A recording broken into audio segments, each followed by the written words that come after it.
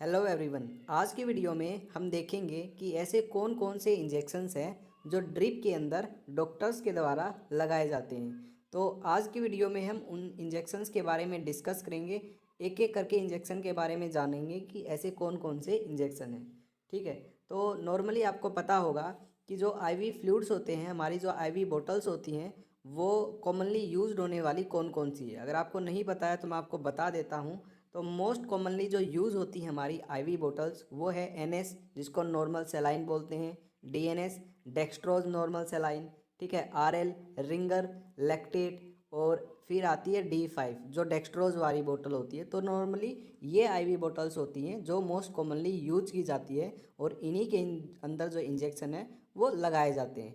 तो देखते हैं वन बाय वन करके ऐसे कौन से इंजेक्शन है। तो सबसे पहले खास बात जो आपको ध्यान रखनी है, जो हमारे आईवी फ्लूइड्स होते हैं वो इंट्रावेनस लगाए जाते हैं, यानी वेन्स के अंदर यानी कि नसों के अंदर लगाए जाते हैं। तो यहाँ पे हम इन बोटल्स के अंदर, इन ड्रिप्स के अंदर ऐसे ही इंजेक्शन मिलाएंगे जो कि आईवी लगाए जाते हैं। ठीक है, गलती से भी ऐसा इंजेक्शन ड्रिप के अंदर नहीं लगाया जाता है जो कि आईएम यानी कि इंट्रामस्कुलर लगाया जाता है। अगर गलती से आईएम इंट्रामस्कुलर इंजेक्शन ड्रिप के अंदर लगा दिया तो जो पेशेंट है उसकी मौत भी हो सकती है, तो बहुत ज़्यादा कॉम्प्लिकेशन हो जाती है। तो ये जो बात है ये आपको बड़ी ध्यान रखनी ज़रूरी है। ठीक है, केवल ऐसे इंजेक्शन लगाएंगे ड्रिप के अंदर जो आईवी हो यानी कि इंट्रावेनस हो। तो चलिए इंजेक्शन के बारे में बात करते हैं, ऐसे कौन कौन से इंजेक्शन्स हैं। पहला जो इंजेक्शन है यानी जो कैटेगरी है वो है पेन किलर इंजेक्शंस, जो कि दर्द निवारक होते हैं, यानी कि जो दर्द को ठीक करते हैं वो इंजेक्शंस हैं। इसमें दो इंजेक्शन आते हैं। पहला इंजेक्शन है डिक्लोफेनिक इंजेक्शन और दूसरा है ट्रामाडोल इंजेक्शन।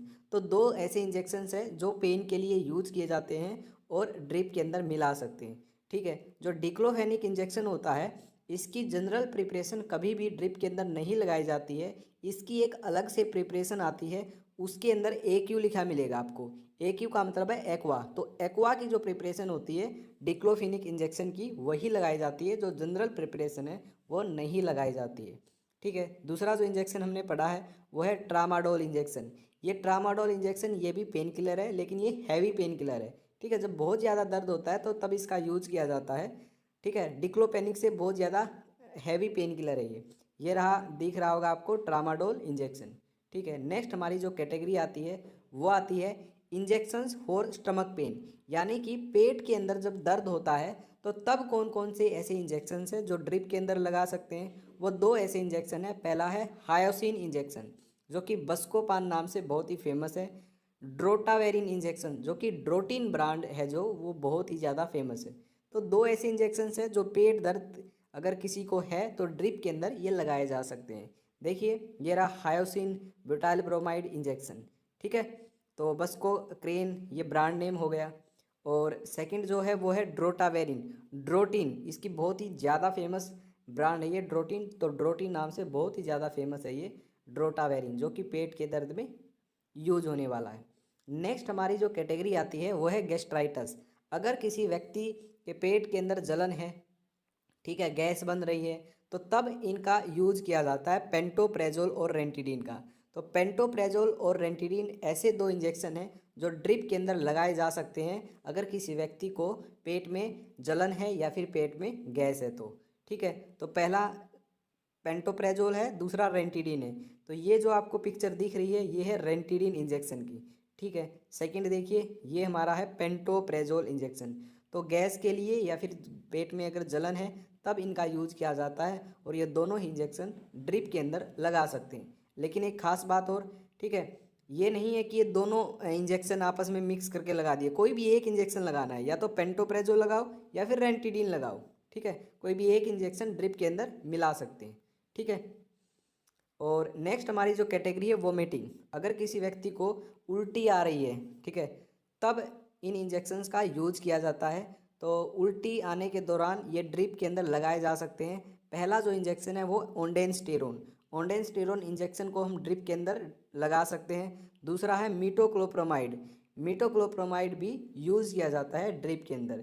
ये आपको पिक्चर दिख रही होगी यहाँ पे मीटोक्लोप्रोमाइड इंजेक्शन की। ठीक है, मेटल्यू नाम से ये ब्रांड नेम है। नेक्स्ट हमारी जो कैटेगरी है वो ब्रीदिंग रिलेटेड प्रॉब्लम। अगर किसी को सांस से रिलेटेड कोई दिक्कत है तो वहाँ पे एक बहुत ही फेमस इंजेक्शन है जो यूज किया जाता है और इसको ड्रिप में भी लगा सकते हैं, वो है डेरिफाइलिन इंजेक्शन। ठीक है, डेरिफाइलिन ये ब्रांड है, बहुत ही ज़्यादा फेमस ब्रांड है, ये आपको याद होनी चाहिए। इसके अंदर दो साल्ट होते हैं, इटोफाइलिन और थियोफाइलिन, तो दोनों का कॉम्बिनेशन होता है और दोनों कॉम्बिनेशन को डेरिफाइलिन बोलते हैं। तो अगर किसी व्यक्ति को सांस की दिक्कत है तो भी जो डेरिफाइलिन इंजेक्शन है वो ड्रिप के अंदर लगाया जाता है उसको ठीक करने के लिए। नेक्स्ट हमारी जो कैटेगरी है वो डायरेटिक, जिसके अंदर आता है फ्यूरोसेमाइड। ये डायरेटिक का मतलब होता है कि डायरेटिक ऐसे वो होते हैं जो यूरिन की कंसंट्रेशन को यूरिन की अमाउंट को बढ़ा देते हैं। ठीक है, तो डायरेटिक के अंदर जो भी दवाइयाँ आएंगी, डायरेटिक का मतलब ही यही होता है कि ऐसी दवाइयाँ जो कि यूरिन की अमाउंट को इंक्रीज कर देंगी। ठीक है, उसमें जो एग्जाम्पल है वो है फ्यूरोसेमाइड इंजेक्शन, जो कि लेसिक्स नाम से बहुत ही ज़्यादा फेमस है। तो ये इंजेक्शन कब यूज किया जाएगा, इसको हम ड्रिप में लगा सकते हैं और कभी यूज किया जाएगा, साथ साथ यूज भी बता देता हूँ। अगर किसी को किडनी से रिलेटेड कोई डिजीज़ है, ठीक है, तो किडनी से रिलेटेड कोई डिजीज़ है तो वहाँ पे यूज किया जाएगा। सेकंड इसका यूज है अगर किसी का जो बीपी है, ब्लड प्रेशर है, वो ज़्यादा हो गया है तो उसको कम करने के लिए भी फ्यूरोसेमाइड का यूज किया जाता है। ठीक है, तो ये इसके यूज हैं और ये ड्रिप के अंदर हम लगा सकते हैं। नेक्स्ट हमारा जो इंजेक्शन है वो है मल्टी विटामिन इंजेक्शन। जैसे ही मल्टी विटामिन इंजेक्शन, इसको MVI के नाम से जानते हैं। ठीक है, मोस्टली MVI के नाम से जाना जाता है, M से मल्टी, V से विटामिन, I से इंजेक्शन, तो MVI का इंजेक्शन बोला जाता है इसे। ठीक है, जहाँ भी आपको सुनने को मिलेगा ज़्यादातर MVI के नाम से आपको सुनने को मिलेगा। ठीक है, तो आपको पता होना चाहिए MVI का मतलब होता है मल्टी विटामिन इंजेक्शन। ये इंजेक्शन येलो कलर का होता है और जैसे ही ड्रिप के अंदर लगाया जाता है तो ड्रिप का जो कलर है वो भी येलो हो जाता है। ठीक है, तो वो मल्टी विटामिन इंजेक्शन लगाया जाता है और ये इसका यूज़ होता है अगर किसी को कमज़ोरी है या फिर किसी को भूख नहीं लग रही है तो तब इसका यूज़ किया जाता है, या फिर किसी को चक्कर आ रहे हैं तो तब ये ड्रिप में लगाया जाता है। ठीक है, नेक्स्ट हमारी जो कैटेगरी है, नेक्स्ट जो इंजेक्शन है वो आता है हमारा मिथाइल कोबालामीन इंजेक्शन। ये रेड कलर का इंजेक्शन होता है। ठीक है, जैसे ही ड्रिप के अंदर डालते हैं तो जो ड्रिप का कलर है वो लाल हो जाता है।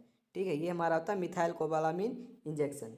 ये यूज किया जाता है मिथाइल कोबालामीन यानी कि विटामिन B12 का इंजेक्शन होता है ये, या फिर किसी के साथ भी विटामिन B12 प्लस कुछ विटामिन और ऐड होती है तो कम्बिनेशन में भी होता है। तो विटामिन का ही ये क्या होता है, इंजेक्शन होता है। अगर किसी व्यक्ति के हाथ या पाँव में नसों में दर्द हो जाता है या फिर खिंचाव हो जाता है नसों में, उसकी वजह से दर्द रहता है तो तब इसका यूज़ किया जाता है। ठीक है, और कई कई बार क्या होता है, इसके साइड इफ़ेक्ट भी हैं। जैसे ये इंजेक्शन लगाया जाता है ना मिथाइल कोबालामीन का इंजेक्शन, वैसे ही लगाने के बाद उस व्यक्ति को, पेशेंट को घबराहट महसूस होने लगती है या फिर नींद आने लगती है इसके लगाने के बाद। तो ये इसके साइड इफ़ेक्ट होते हैं। तो इन साइड इफ़ेक्ट को कम करने के लिए, ओवरकम करने के लिए क्या किया जाता है, इसको धीरे धीरे लगाया जाता है।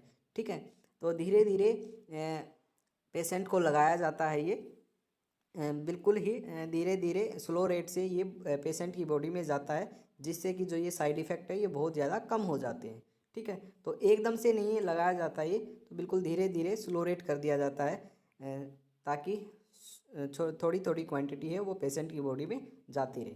तो ये इंजेक्शन था हमारा विटामिन का, विटामिन B12 इसके अंदर होता है और ड्रिप के अंदर लगा सकते हैं। फिर हमारा इंजेक्शन आता है एक और, वो है आयरन सुक्रोज इंजेक्शन। ये देखिए आयरन सुक्रोज इंजेक्शन है। ये इंजेक्शन भी हम ड्रिप में लगा सकते हैं और इस इंजेक्शन का यूज़ किया जाता है खून को बढ़ाने के लिए।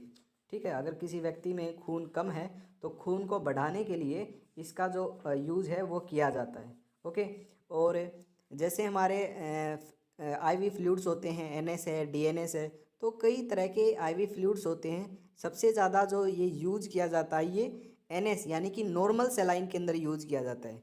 क्योंकि NS के अंदर इसलिए यूज़ किया जाता है क्योंकि इसकी जो इफ़ेक्टिवनेस है, इसका रिजल्ट है वो सबसे बेस्ट है, वो तब आता है जब आयरन सुक्रोज इंजेक्शन को NS के अंदर यूज़ किया जाता है, तो इसका बेस्ट रिजल्ट देखने को मिलता है। तो मोस्टली जो आयरन सुक्रोज इंजेक्शन है वो NS के अंदर यूज़ किया जाता है और ये जो ये है खून बढ़ाने वाला इंजेक्शन। ठीक है, तो ये थे हमारे कुछ कॉमन इंजेक्शंस जो कि ड्रिप के अंदर लगाए जा सकते हैं। इस बात का आपको बिल्कुल ध्यान रखना है, केवल आईवी इंजेक्शन ही ड्रिप के अंदर लगाने हैं।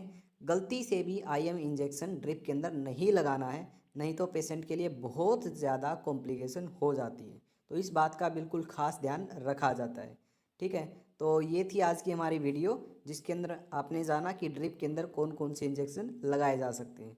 तो जो दूसरी वीडियो आएगी वो आएगी कि कौन से दो इंजेक्शन आपस में एक सिरिंज में मिक्स करके लगा सकते हैं, या फिर ऐसे इंजेक्शंस जो आपस में मिक्स कर ही नहीं सकते, उसके बारे में हमारी नेक्स्ट वीडियो होगी। और उसका जो लिंक है, जो नेक्स्ट वीडियो का जो लिंक है वो इसी वीडियो के डिस्क्रिप्शन बॉक्स में आपको मिल जाएगा।